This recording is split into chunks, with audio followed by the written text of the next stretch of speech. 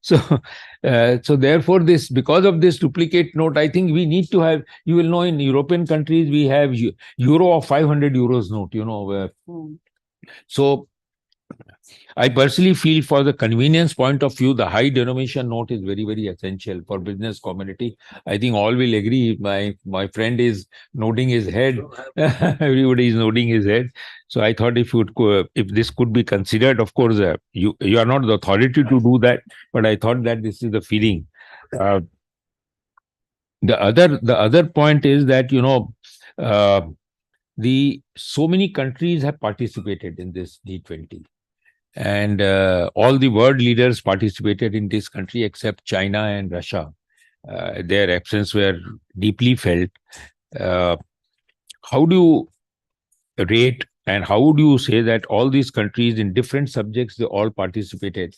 What is the take which the member should be aware of by this participation on different issues?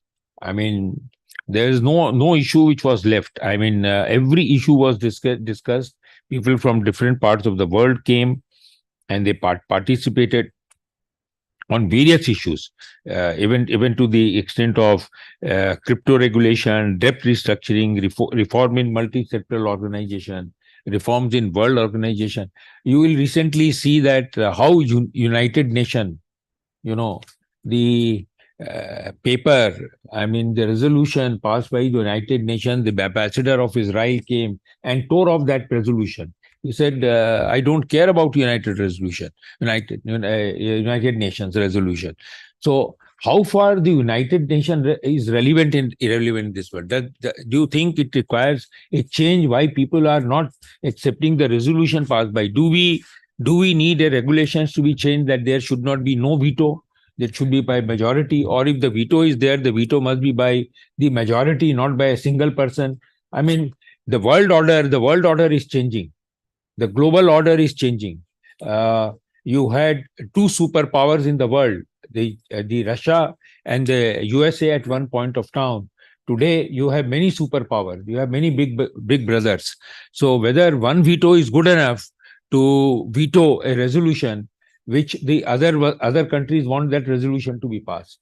So therefore, I don't know what the G20, whether it was discussed or not on the United Nations, the irrelevance, the United Nations, the relevance of United Nations is diminishing day by day. So what would be the relevance of it, whether it was discussed or whether it need to be discussed?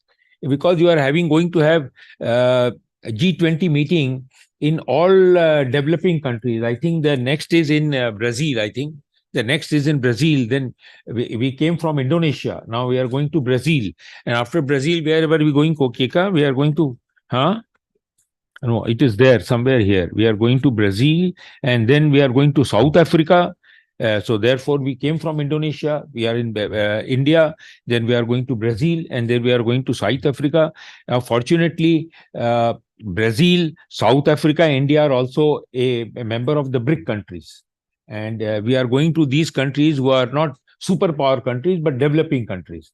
And when you go to these developing countries, the question still remains that how the importance which is being given to the developing countries, and the role of these developing countries, the countries who are Indonesia, India, Brazil, South America, and the world leaders going to these different countries and participating and taking various issues in relation to the G20.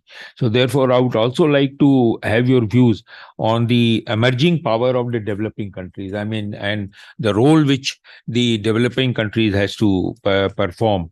The MSME sector has also become very important, as you know, the skill development which you are saying, and we really lack on that. I mean, today, the major cause of unemployment is skill. I mean, skill from the point of different point of view. I was just reading an article today on artificial intelligence. The president of the United States of America came on the good part of the artificial intelligence and the bad part of the artificial intelligence. So artificial intelligence is going to be the next area which is going to dominate the world. As we were, the Google and all these, what do you call iPhone, then your internet, they really transform the entire world. And the other people now feel that artificial intelligence is going to transform the entire world. To what extent artificial intelligence and what G20 are going to do in relation to the artificial intelligence, whether at all it was discussed, because I feel that this is going to be the game changer. And whether it will have a good effect or it will have a bad effect, I don't know, because America and India both have raised concern. And in fact, there was an article yesterday in the Times of India which also raised this concern in my profession. I'm a lawyer. So to what extent it is going to affect my profession, whether it will be good or whether it will be bad, there are two views. And but they always said that the human mind can never be supplemented or supplemented. I mean, the human mind will remain a human mind. Their skill, their power of thinking, it cannot be replaced by artificial intelligence. Their oratory cannot be taken over by the artificial intelligence. So all these issues have become, because it's a new world, new areas emerging, new developments are taking place. So we would like to know from you that what is the take from this G20, and what would be the agenda for the G20 in either in the Brazil or in the South America, and how G20 has transformed India, because we are more concerned with India, and what benefit India has achieved and gained. Of course, our stature has gone manifold. There is no doubt. The G20 has taken place all over the country. People have from different countries have visited different parts of the world, different parts of the country. So it's not that it was confined to New Delhi alone. So therefore, what is your take and what is the impression with the people who came to this country, different parts of the world, and visited our country? What is their take, we feel, and how they have felt coming to India, and what is their experience of India? We would like to know from you. I mean, with these words, ma'am, I would like you to address our members in your own manner. Thank you very much. Thank you, sir, for a very thank you, sir, for setting me up and for inviting me here to your very august conversation today. And I'm happy that I'm honored that I'm the last one, hopefully not the least. Actually, when I had spoken to Sir Avik sir, and he said you have the open forum, so these questions that you've set me up are not a big, because I had prepared a basic macro background. But let me just tell you what I've been doing other than what's in my CV, so that you know why I am still able to speak on these topics. I've recently finished, as I speak, I have to actually, that's why I'm going back tonight, because I have a deadline on the 3rd. For the Niti Aayog, I'm actually evaluating this company called India Infrastructure Finance Company Limited, IIFCL, India Infrastructure Finance Company Limited. Through this work, actually had a very detailed deep down research into about infrastructure financing, and I can actually talk about these things. Along with that, I'm also leading this work on with UIDI, where I'm looking at impact of Aadhaar on GDP. So one of the things you mentioned about digital financial inclusion, but one of the key contributions has been the digital public infrastructure in India, where India really has a leading initiative on this, which I do want to bring in. Plus, I've now deep dived into, there's a third manufacturing sector, the auto, the farm mechanization. I'm working with SIAM, and I'm also working with DOT on telecom manufacturing sector. Actually, this Saturday, I was in India Mobile Congress surveying telecom manufacturing companies. So again, from given these various work that I'm doing, and I've also evaluated direct benefit transfer readiness of states twice, all states, including West Bengal in 2018. 10 departments from each state. So I did it in 16 and 18, and now, of course, I'm also doing that because of Aadhaar. The reason why I'm telling you all this is not to show how much I'm doing. The reason is that all the questions that you post for me, that financial inclusion, manufacturing, they all have and skilling is something very close to my heart, because I've done it. Again, a lot of time on skilling. I have a major report out on skilling, and I'm also working on the platform economy.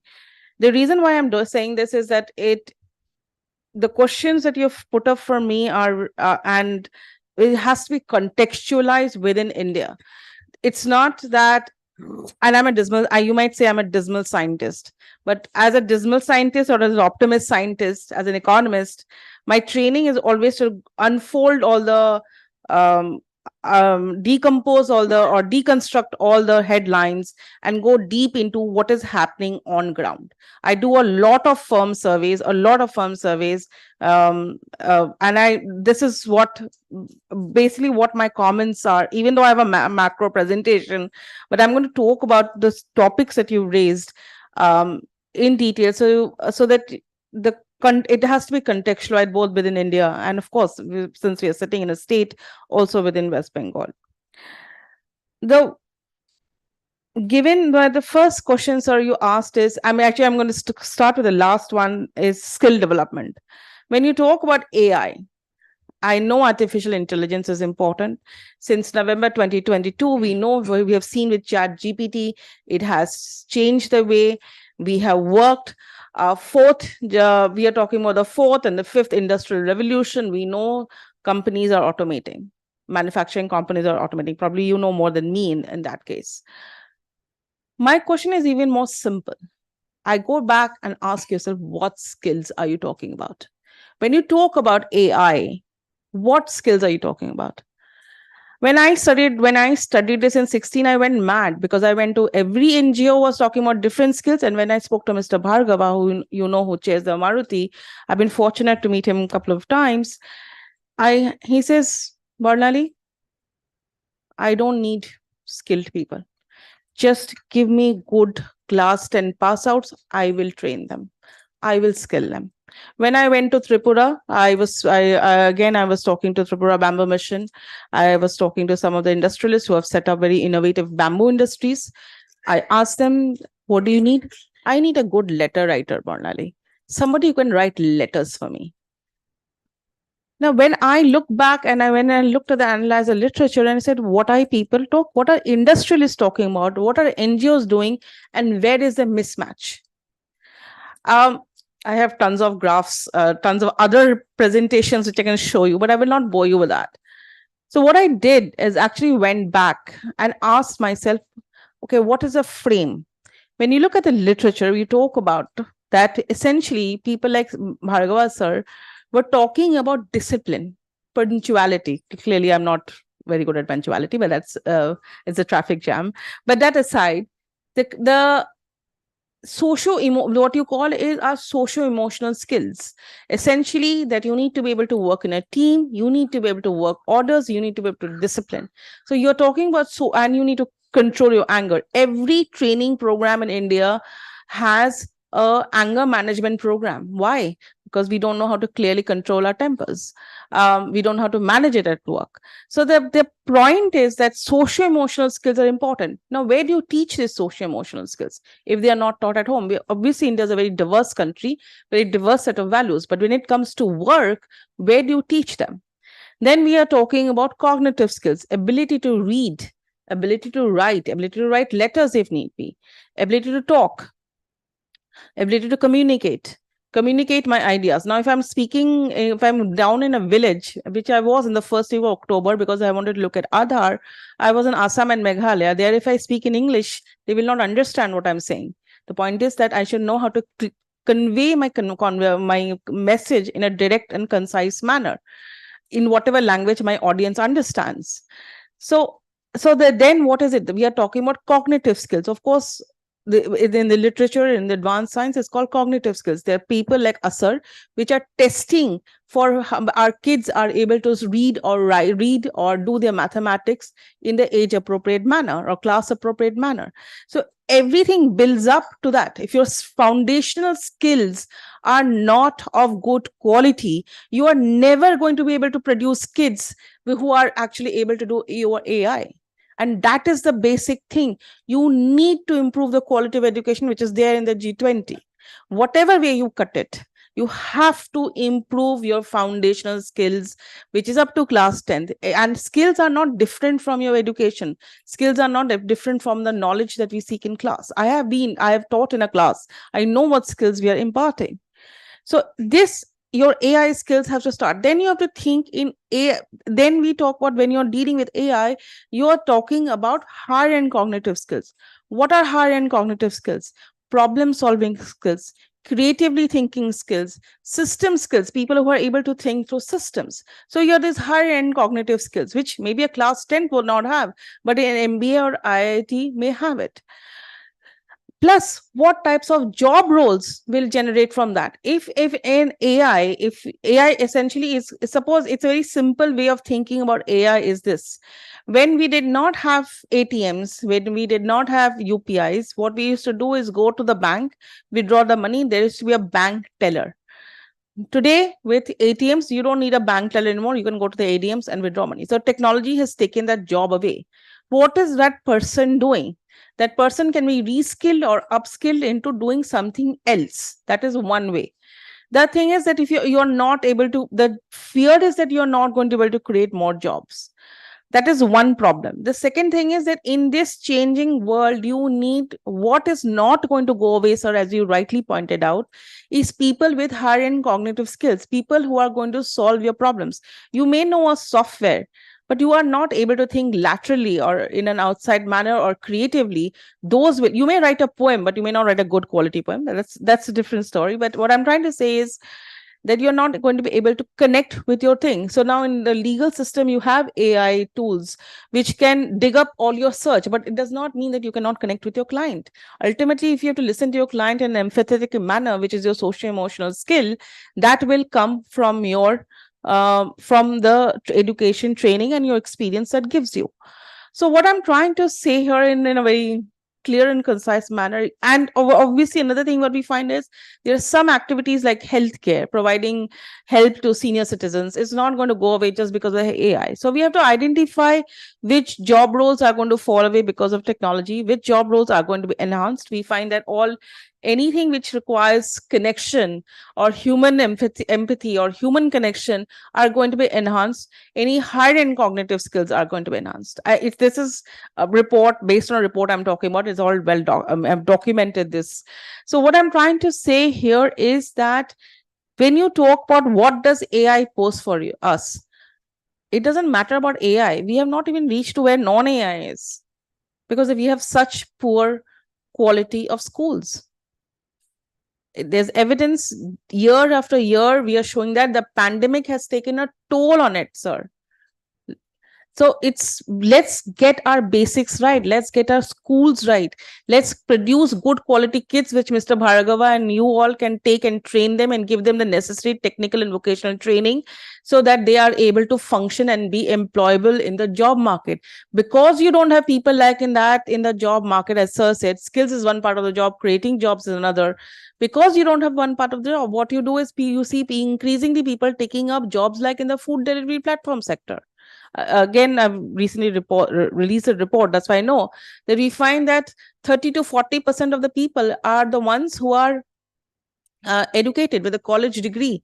Why are they working in the food delivery platform sector? You don't need a college degree to deliver food. You don't need to be a Zomato or a Swiggy worker. Why are you doing that? Because you're not finding a job anywhere else. Either you're not skilled or you're not finding a job. It's a reflection of both supply and demand sides in the labor market. So before I close this point, I'm very passionate about skills. I'm sorry. I've done a lot of work on it. That's why it comes out like that. But what my simple point here is that skills is a very, very important thing. We have to think about not only about technical and vocational skills. It's not a bandage. If your foundational skills are off, you're not, a bandage is not going to solve your problem. And a band-aid may help heal the issue for the short term, but with rapidly changing technology, what are you going to do next when after a year or 2 years that band-aid is defunct, or you have some new technology coming in? You need lifelong learning, you need adaptive learning, you need to listen. Like I'm trying to listen to sir and junked my PPT and instead answering his questions. No, you can go there. No, I'm just saying these are part of the skills that you have to work. You have to listen to your audience. So these are the skills that we have to teach, and we have to teach them right from school if we are going to be able to manage anything to be to get our demographic dividend. It might become a demographic disaster. we might become, and this is something that has been repeatedly highlighted, that we might become old before we become rich. We will not have enough money to provide social security to our citizens. So we need to improve our skilling in a holistic manner. That means education and training systems. Also, we need to improve our apprenticeship systems to create a labor force which is ready to adapt to the 21st century or to the AI world. So Go with your presentation. no, so it's okay. Um, the second one that you asked me about was multilateral institutions. And here I will take a cop out. My boss, Dr. Poonam Gupta, who's a director, she's actually written a paper on it, which I haven't read. I'm sorry to say that. But so I'm not going to speak much about it, but the reforms that the topic has actually focused on reforms of the post-Bretton Woods institutions, which is the World Bank, the IMF, and possibly even the WTO, where the veto matters and we have a very little and limited role India has. And that needs changing. The World Bank and the IMF, my doctor, as I said, their boss and director has written a lot on the subject. I would recommend you to talk on that. I'm not going to speak on it because I don't have much of an expertise there. But the thing is that the focus is not so much on the UN, sir, but it's on the post-Bretton Woods institutions. And that has happened also because of the 2008 great financial recession. Now the pandemic, we saw that cooperation is always not there. So that's why the feeling that needs to change has happened. I'll come back to the G20 except China and Russia bit. On the financial inclusion bit, as I said, um, I've worked on DBT. I'm working on Aadhaar. Financial inclusion, the way the RBI defines it, is two things. And I'm actually going to, because you emphasize so much on financial inclusion. On the financial inclusion, there are two definitions, two ways of looking at it. One is the consumer side and one is the MSME side. What is the consumer side? Which is the access and usage. The one thing the Pradhan Mantri Jan Dhan Yojana did is provide a banking account. At least it attempted to provide a banking account to all. And whether the usage, as we know, there was zero balance bank accounts for a very, very long time.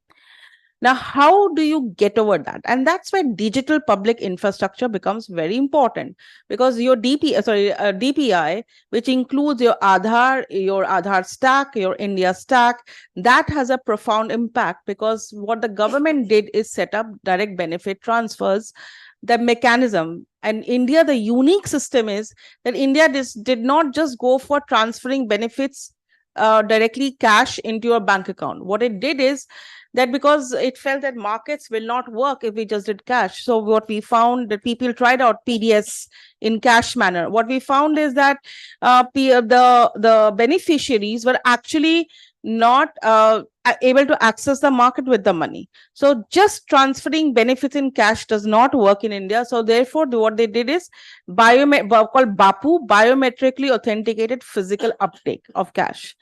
Now, what did this do to the thing? What it started doing is, if you think about it, that this DBT encouraged accounts to money to flow to these zero balance bank accounts and help people access the bank accounts. So what we have found, sir, and it's there in the Pradhan Mantri Jan Dhan Yojana website also, that the number of zero balance bank accounts have come down over time. One of the things you must remember, yes, we did not do a perfect job. Let's not beat. But at the same time, you have to admit we did a very good job of reaching out to the poor and the excluded during the crisis. Yes, there were migrants. I agree. I'm not saying we did a perfect job. We did a decent job. If you compare to the US, where they just gave the money and now they're asking for the money back. What did India do? India passed out its money through the Pradhan Mantri JDY accounts. So we were able to do that. We knew these are the people who are typically unbanked, who would not have the money, and they were given cash benefits. My colleagues have done work which showed that cash benefits, rural people at least got their cash benefits, even if the urban didn't. So the my point is very is that there is the financial, and there is a global findex database which is done globally, and there also the data shows that yes, ownership has increased, access has increased, but ownership has increased, but usage is still has still a long way to go, especially in the rural areas. um Now the only, and even your own, even the government in West Bengal is actually, in my research, and this is based on research in 2018, we found that the West Bengal government is also doing a very good job on direct benefit transfers. They have, in this, that time they were using this call, and they're still using it, something called IFMS, integrated financial management systems, which is almost better than or equivalent to the public financial management system. It's very advanced, one of the best in the country. They were also using that to transfer benefits to, they are also using transfer that benefits to the poor. And now, of course, they are also using Aadhaar. They may be using Aadhaar. I'm not got a response from the government yet. I don't know that. But the essentially is that these cash transfers, this Lakshmi Bhandar, which is given to women who are this thing. So Lakshmi Bhandar is now giving money to the women. So it is transferring money to the bank account. It helps usage, which helps them spend the money, and so on and so forth. So access and usage both are important. Where digital is very important is, sir, why do you need a 2,000 rupees note? You have UPI. Why can't you just pay by UPI? So that's my thing. It's ubiquitous. It's everywhere. I go to the smallest of places, and Bongaigaon and in Assam and Megha, and it's there. I mean, wherever we don't have, I mean, now it's a problem that sometimes I don't carry cash, and it becomes a problem. And I can tell you, even the auto in Bangalore, when I travel, they don't talk beyond, even the auto walas will know, use their Google Maps and pay them online. In Delhi, even your green coconut walas will have their Paytm QR code everywhere displayed. Your pan walas will have it. And if you go to the Haridwars, you go to the smallest and smallest towns of India, it has reached. Yes, maybe it is the outreach in rural areas may be limited, but everybody is transferring money. I mean, the younger people who are more savvy, tech savvy, are using the mobile to transfer money.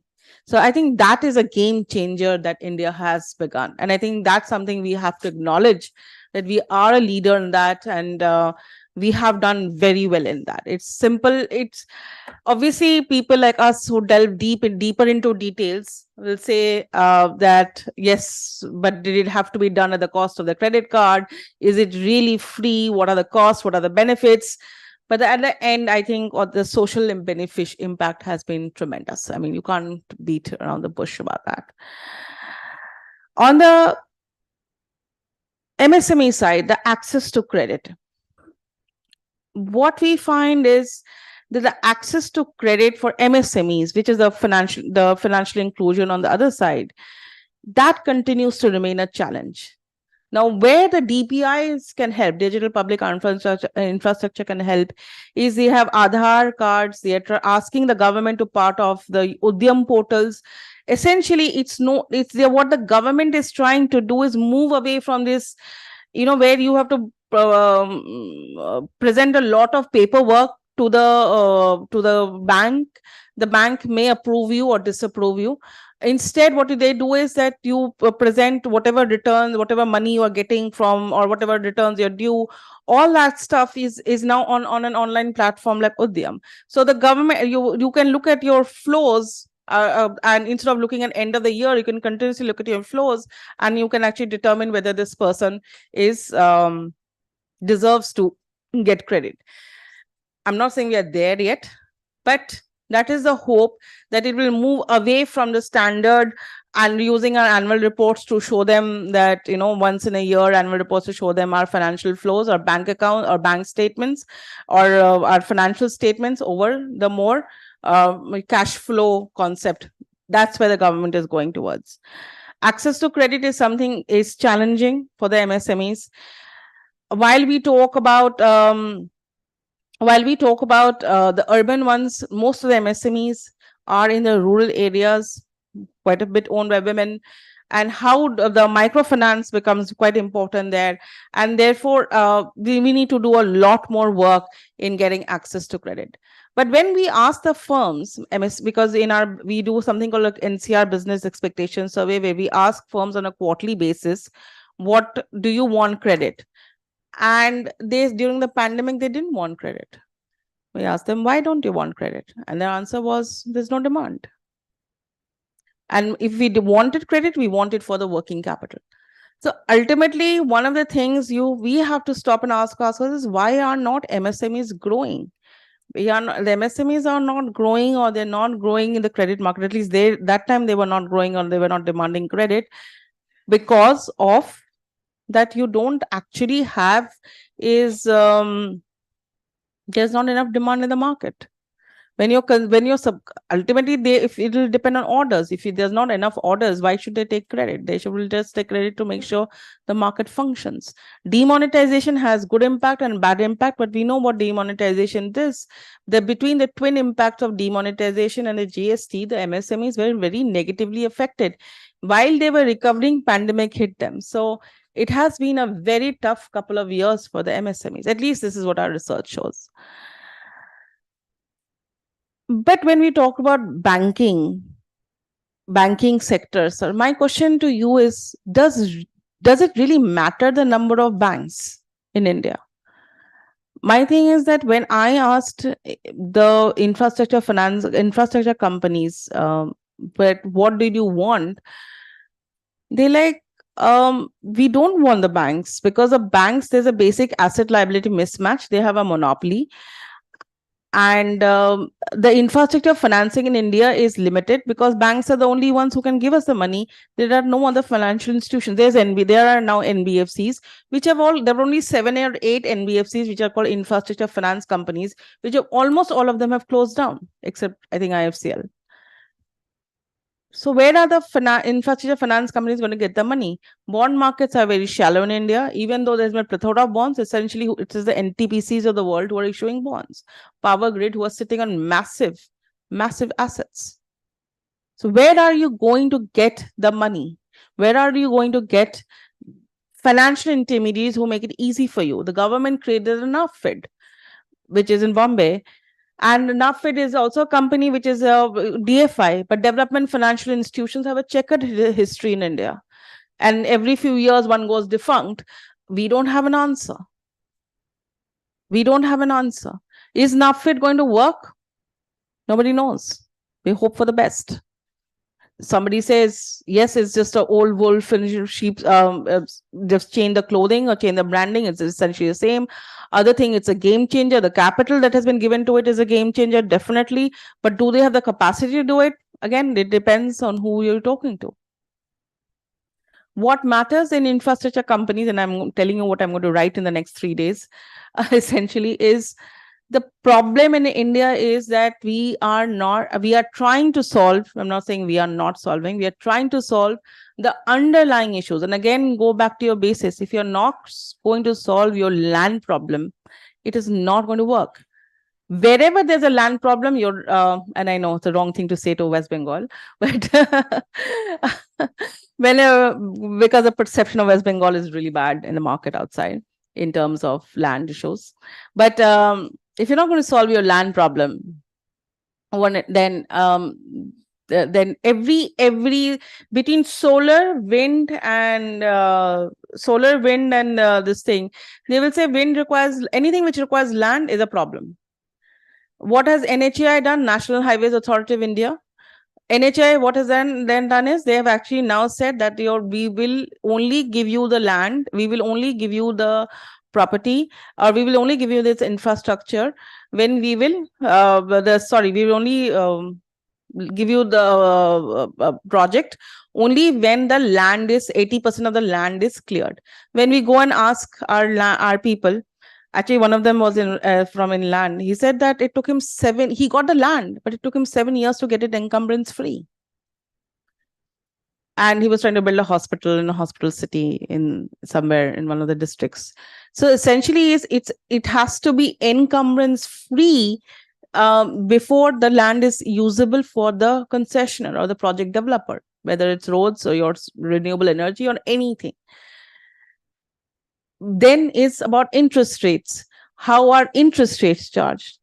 direct lending, who and ultimately who's going to, and policy changes can happen, policy regulatory changes can happen. Who's going to bear the risk of these policy changes? The DFIs. Now, DFIs are also taking the safe route like banks, because ultimately they have to tell the RBI they're functioning well. So, who's going to take the risk? Who's going to bear the risk? And we have no answer for that. The private sector, no, they're not going to bear the risk, as Sir already pointed out. So, the point is not that I wanted to say, sir, the point is not about finance. The point is about your policy and regulatory issues that we have not been able to solve. And the fact of the matter is that India is growing fast, but it doesn't have the finances. It's recovering from a very bad pandemic. Its debt went up, and like all other countries, one of the first things IMF World Economic Outlook talks about is that you have to have a sustain. We have to make our debt sustainable. If you follow Geeta Gopinath on Twitter, on everything, she's written an article on FT, which I haven't had a chance to read it, but essentially her point still remains that developing countries have to make their debt sustainable, which means is you have to start earning what you're spending a little bit, close the gap. And there I'll have to say that you have to congratulate the central government in managing those macro aggregates. They have done a very decent job in managing the aggregates and steering the economy towards a very fine path. They're very hard trade-offs. Yes, there have been trade-offs, which we all know, but at the same time, they have managed to manage the aggregates, manage to steer the macro economy through through a minefield. If you think about the last 3 years since the pandemic hit us. So when you talk about financing, because maybe I'm just coming from evaluation of IFCL. My thing is, I don't care about number of banks. I want to be able to solve those basic problems that when somebody wants to implement a road, how can they get it? I was at India Mobile Congress, and for telecom manufacturing companies, we were serving companies. The government doesn't have a list, so we're trying to get a list of companies from them and then evaluate them. So one guy, it's pretty cool. He has invented design responders, emergency responders for everything, car, this and that. So I said, where are you manufacturing it? Madam, I am looking for land. I'm looking for land to manufacturing it. Where do you want to go? Chennai. Why do you want to go to Chennai? Firstly, I'm from Chennai, but that's not the reason. Where will I find skilled labor? I need unemployed engineers. Will I get it in West Bengal? I don't know. So the repeatedly the question comes, so it's not about money, it's about your manufacturing ecosystem. It's about your ecosystem that matters, and those things we have to solve. Those are the hard ones to solve. The telecom companies, when you talk to them, and I'm sorry I'm bringing in random things, but basically sir posed me and I'm trying to answer to the based on what I've done and what I'm doing. I'm still don't know answers to telecom manufacturing. I'm still trying to find out. But when I asked them, they said, we just don't have the ability to fabricate. So we have somebody actually told us they are contracting it out to Taiwan because they don't have the ability to fabricate it within India. So design the product, they fabricate to Taiwan and import it back. I mean, before you do a survey, you do focus group discussions, you do individual interviews to try to understand how the market works. So in this particular industry, they don't have the ability to manufacture. They don't have these facilities. So what are we talking about? Again, when we talk about, we have to go down to the basics, unravel those basic issues and find out what are the core issues. If you solve them, the money will come. The money will come. Am I over my time? Okay. 10-15 minutes. That's perfect, because sir, it brings me on to the last point, which is G20 participation, except China and Russia. How does it matter whether China and Russia were not in? Yes, it matters. China and Russia were not in. But I think my bigger question is this G20 resolution. How is it going to change? How do you expect it to change your world? Because when you look at the macro, ultimately, and this is Bhagwati wrote in his very famous book, In Defense of Globalization, He says, yes, you want to blame globalization for your problems, but unless until you solve your domestic issues, globalization can only accelerate the problem. But you still have to solve your domestic issues of labor markets, labor, land, resources, and skills. So you, unless until you solve labor, capital, and land, and you have to still solve them, those underlying issues, if you really want to solve your larger problems.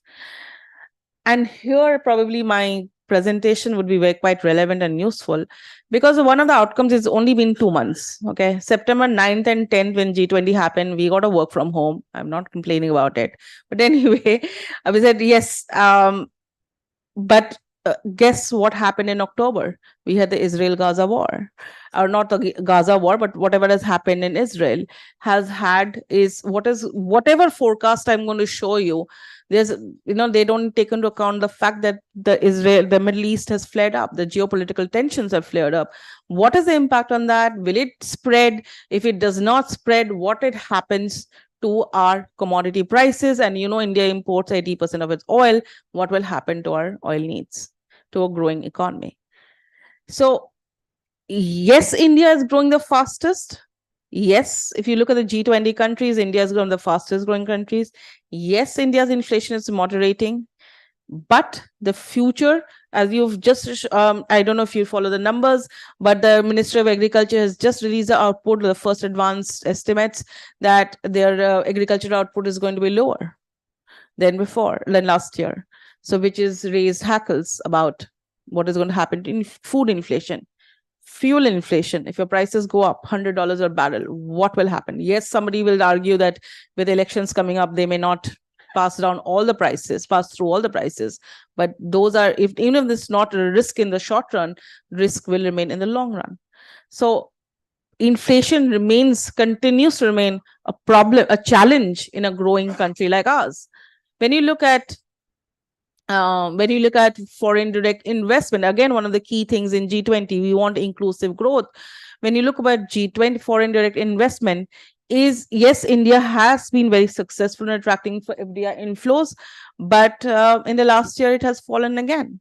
And we don't really care about what India needs is capital, foreign direct investment, multinational plants setting up, investing their money, setting up plants, creating jobs, and having a multiplier impact on the economy. That's what you want. Those are the kind of things that you need. So, foreign direct investment is important. When you look at trade, we did a couple of very good years after the pandemic. So what? But we're not doing well now. We have to trade. We can't go away from the fact that we have to trade, export, and import more. We are doing very well on services, but we need to pick up our game on manufacturing. So it's one thing to talk about that. What is the impact? Impact is, sir, again, I know this is my favorite sentence. Go back to your basics, that you have to improve your domestic capacity. You have to improve and you can improve your domestic capacity is not just by making sure that all your regulations work towards that, because ultimately it's also about creating jobs. If there's no demand, if there's no jobs, there's no demand, who's going to buy your products at the domestic side?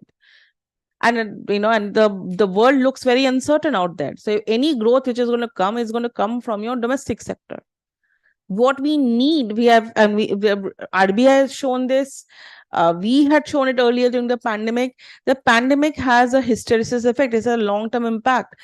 So basically, we need to grow at 8% and above if we want to, right? It's good to be growing at 6%, but we need to be growing at 8% and above if we want to go back to where we were before the pandemic. And before the pandemic, we were not exactly growing rapidly. Our growth had fallen to 3 or 4% in 1920.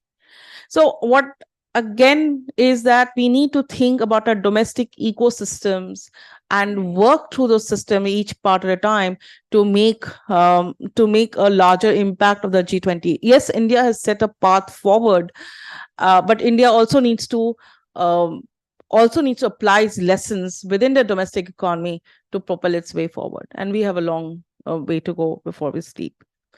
Those are my small minor points in response to your questions. No, that's okay. I hope I answered them. I hope I tried to answer them anyway. So these are some of the things, and these are numbers that we economists love numbers. Without that, we are handicapped. But basically, they are tables and numbers which basically show you the same thing that I said, that foreign indirect investment has gone up, but has gone down in the last 1 year, 20 to 23.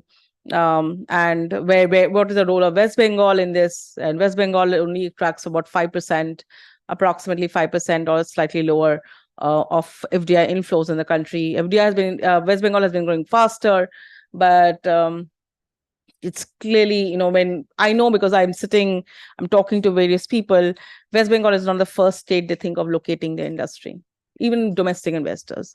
They're thinking about Gujarat, Maharashtra, Tamil Nadu, Karnataka. Those are their first choices. What you need to really think about is, and I'm sorry, I'm being a devil advocate here, is that what you really need to think about is how do we make West Bengal the place of first choice.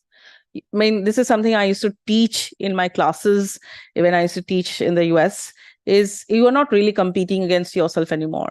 Or you're not really competing domestically anymore. You're competing against the world, because the multinational guy is going to the multinational firm is going to think, do I locate my plant in Chennai or Timbuktu or Brasilia? Where do I put my plant? So how do you make West Bengal a place of choice of location is what you have to think about. So that is the crux of the issue at the local level, of course. That's what we're thinking. Yes, you're doing good on many things in there, but there's a lot more that one has to do, both India and, of course, West Bengal too. On that note, thank you.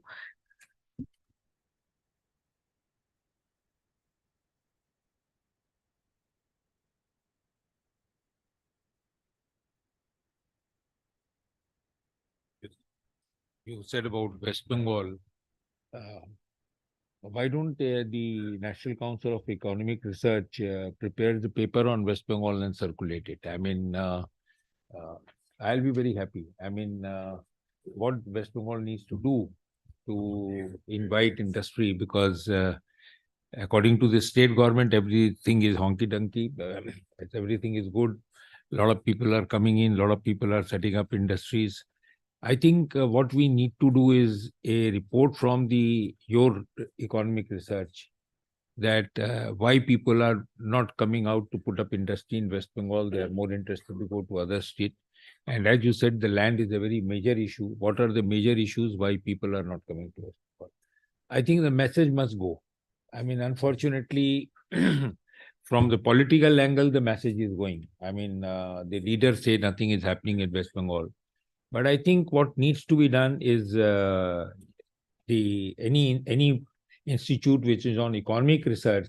I think if it comes out with a paper on West Bengal, I think it will be great help. I mean, we can then say to the government, this is what your real position is. So therefore, this is what you need to do. Because personally speaking, when I speak to them on land issues, I'm shut down. I mean, I am actually shut down. I mean, why are you discussing, or you're talking on behalf of land mafia? In fact, the land one.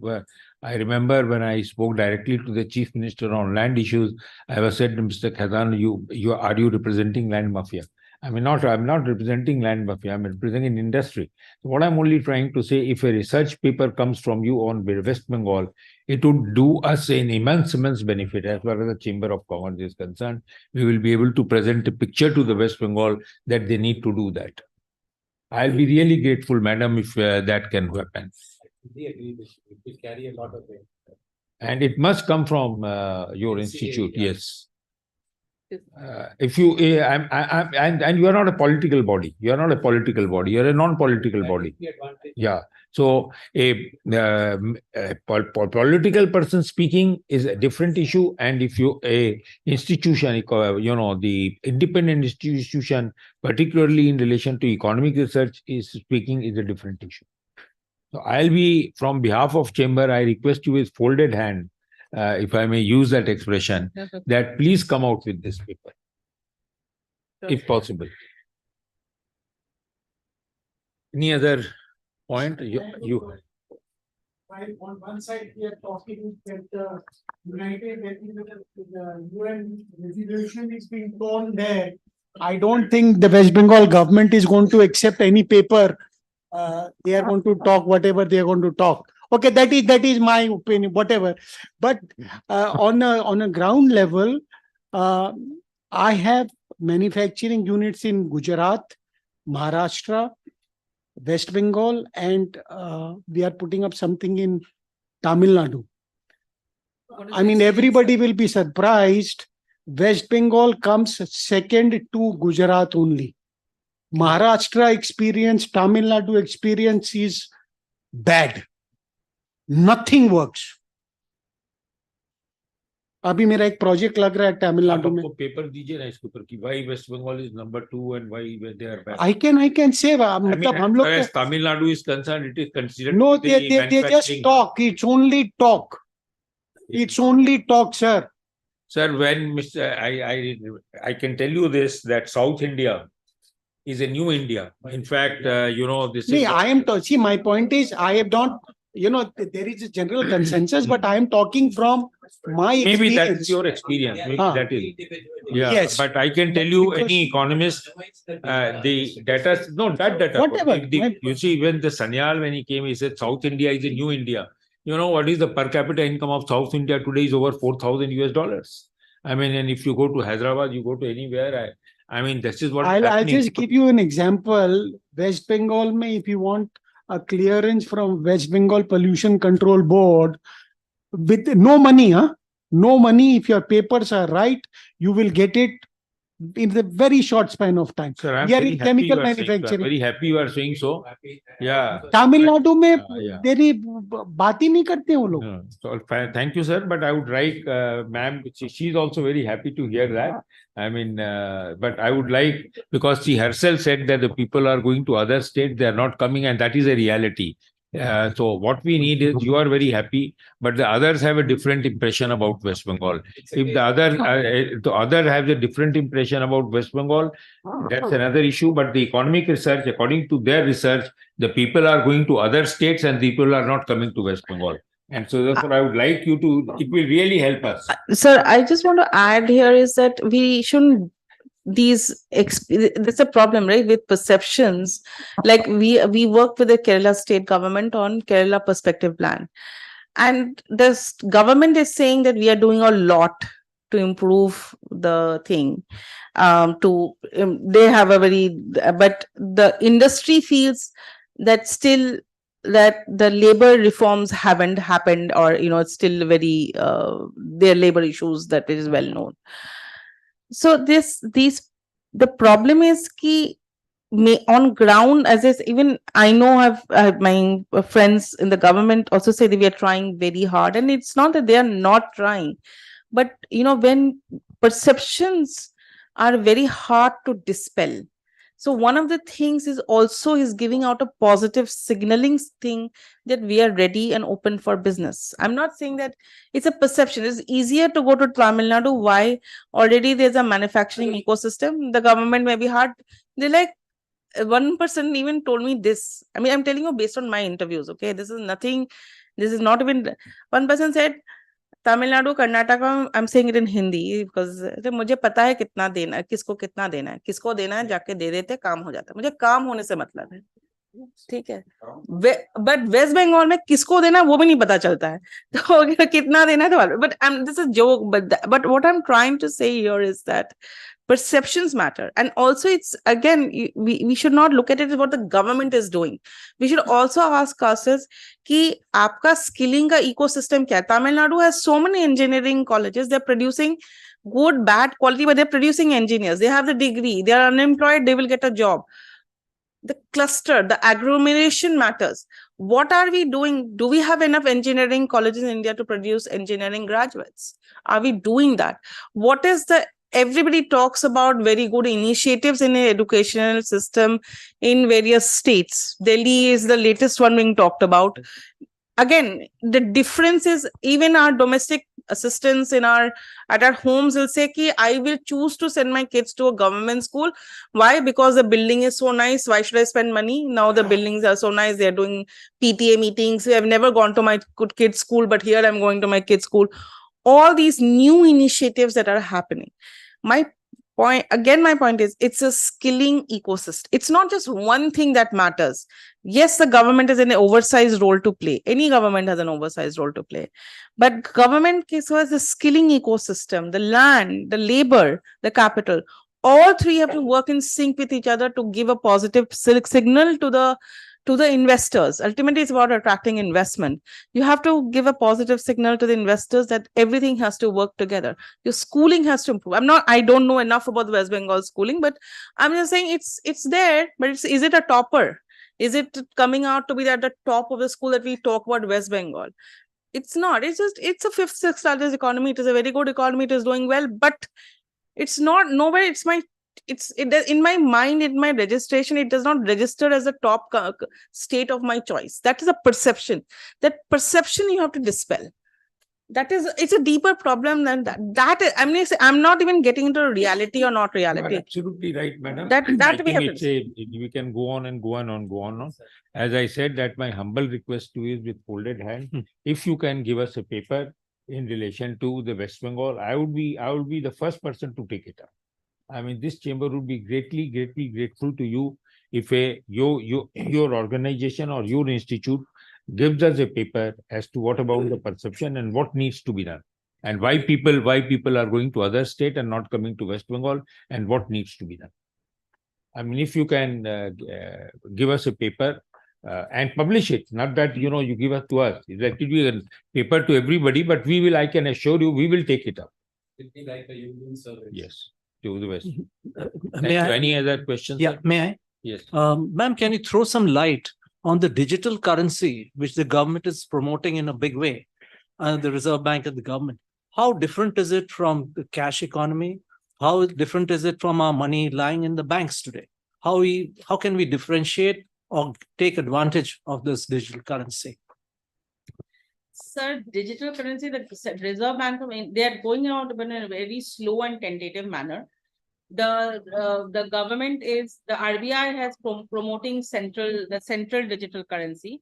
It will operate like your cash, but in digital form, at least whatever I've read about it. Essentially, it will not even be linked to your bank account. You will get a certain amount of digital currency and you will exchange it. It's still very tentative. It is working. They're piloting it or they've implemented it in several ways, but there's a lot of debate going on. There's a lot of debate going on right now is on whether do we really need central bank digital currency, especially when we have the UPI. When we have the UPI, which is working well, do we really need the central bank digital currency? But of course, the government has. This is from the various discussions. I think the RBI won't have gone for it, but I think because China was going for it, India was forced its hands. But they are going about in a very slowly and tentative manner. So it's not the blockchain thing that they're adopting. So it's slowly that it will be just an alternative to cash. But I don't think, sir, I don't think the cash economy in India is going away too soon. But I think the one which is picked up in India is UPI, which is more going to be used, with more digital form going to be used than even the central bank digital currency. That will still take some more time. But if we can even spread UPI, that will immediately have a huge yes. I think because it's almost there in everywhere.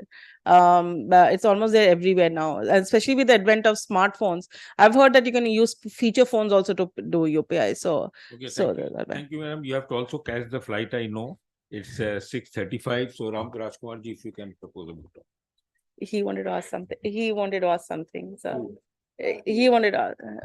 Anybody wanted to raise a question? Okay, last one. Hi, my name is Shobik Marguha. I'm a faculty member. Be short, please. I'm a faculty member of the National University of Geomedical Sciences. With regard to the CBDC issue that you just mentioned, I believe the RBI is mostly looking at it from a perspective of a regulatory sandbox now. The major reason is not because it's not a question between CBDC versus cash economy. It never had been so. On the other hand, the major issue is because of the fact that there was a huge propensity for sizable part of the population to go towards the cryptocurrency and the necessary problems that it poses. That's one of the reasons why the bank wanted to show that they are doing something which is different from cash economy, but which will not have the necessary problems associated with cryptocurrency, which is why there is a CBDC is now being shown as a compromise. Ma'am would be able to probably sort that out. The UPI issue, I had one question, because there has been a paper that we have come up with regard to cashless economy and UPI. I believe one of the major challenges, Karnataka, of course, you mentioned Bangalore, that's doing very well in terms of UPI access. But in Bengal, one of the major drawbacks to UPI access, especially in the rural areas, based on whatever study we have conducted, is because of the fact that very problem with the digital infrastructure that you're talking about. The internet connection, unfortunately, is still pretty bad in rural parts of Bengal. I mean, you can't even get half of the time in areas outside Kolkata. And the other problem with regard to the Jan-Dhan accounts or financial inclusion that we have found out in course of our study is that at once, even if somebody is actually going to open an account for the daily wage laborers or the daily rural agriculturists who are working there, their main issue has been that they can't keep going to the bank. This is why a large number of Ponzi schemes and other things are cropping up here, because their main advantage is that they're coming to the home to actually get the money from them. So this is somewhere also we have made a suggestion to RBI. Let's see how that works out. Yeah, you're absolutely right. The last mile challenge remains both in both in terms of digital infrastructure and last mile access. That is, so I forgot to mention that, but that last miles definitely remain, and those are, unless until you address them, your coverage of anything digital is going to be very limited. It's going to only meet with a limited amount of success. But yeah, I mean, when we did the DBT, we had asked the state government about many things. One of them was this. And what the state government at that time had mentioned, that they were doing a various, I don't know, again, this was it was a supply side thing. They understood that there were a lot of challenges. So they actually had come up with various innovative initiatives at that point of time. I don't remember all of them because it was 5 years, but they had come up with a various amount of initiatives to overcome that access. But you must remember, sir, that microfinance is also there. So there is when I talk about this, if you think West Bengal is a problem, go to Northeast. They have dark areas. So we are again, those, as I said, when we talk about anything, let's go down to the basics, and when we start talking about that, then everything unravels. So we need to think through it carefully. That's all. Thank you. But thank you for your additions. Before we request Mr. Agarwal for a word of thanks, may I request President to present a memento to Dr. Bhandari.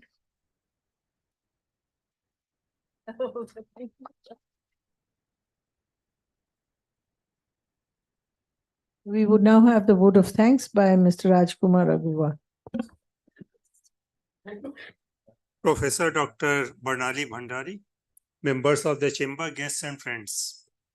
At the end of this very important special session on impact of G20 presidency on Indian economy, it is my most pleasure duty to propose a very hearty vote of thanks to our guest in chief, Dr. Barnali Bhandari, Professor, National Council of Applied Economic Research. Thank you, madam, for kindly sparing some of your valuable time in visiting Kolkata and addressing the members of our chamber today. G20 plays a strategic role in global economic growth and prosperity, as its members represent a significant portion of global GDP, trade, and population. There is no doubt that India's presidency in the G20 has been an opportunity for the country to strengthen trade ties and attract investments from member nations. Thank you, Dr. Bhandari, for your insightful observations, which enable the members to have a better understanding of the significant payoff from the India G20 presidency. With these words, I would request all of you to join me in carrying a hearty vote of thanks to our honored chief guest, Dr. Barnali Bhandari, with the appreciative acclamation. Thank you. You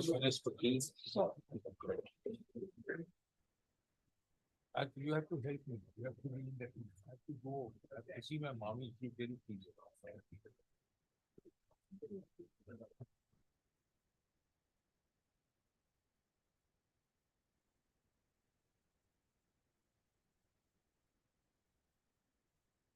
Madam, this way for the.